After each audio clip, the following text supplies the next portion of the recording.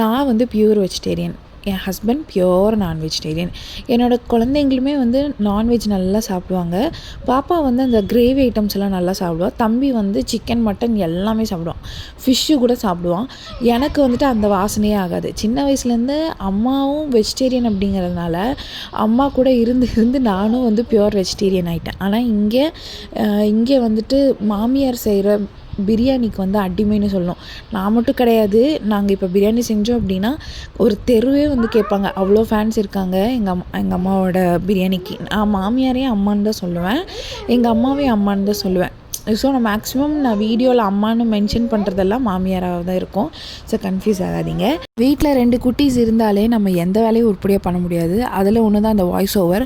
நான் எப்போ வந்துட்டு எந்த வேலை செஞ்சாலும் என் பின்னாடியே சுற்றிக்கிட்டு இருப்பான். முக்கியமாக நான் வாய்ஸ் ஓவர் கொடுக்குறப்ப பக்கத்தில் உட்காந்து ஏதாவது சொல்லிக்கிட்டே இருப்பான்.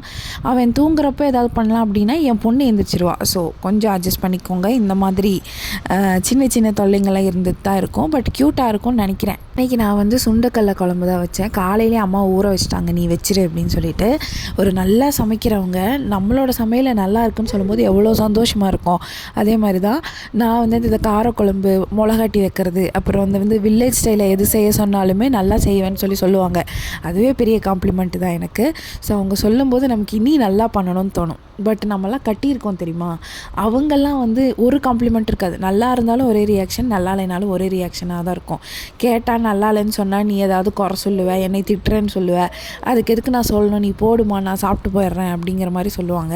சரி நீயும் சாப்பிட்டு போ அப்படின்னு விட்டுறேன். பட் நான் சமைக்கிறதுல வந்து நிறைய காம்ப்ளிமெண்ட் என்னோடய அம்மாவும் என்னோடய மாமியார் 2 பேருமே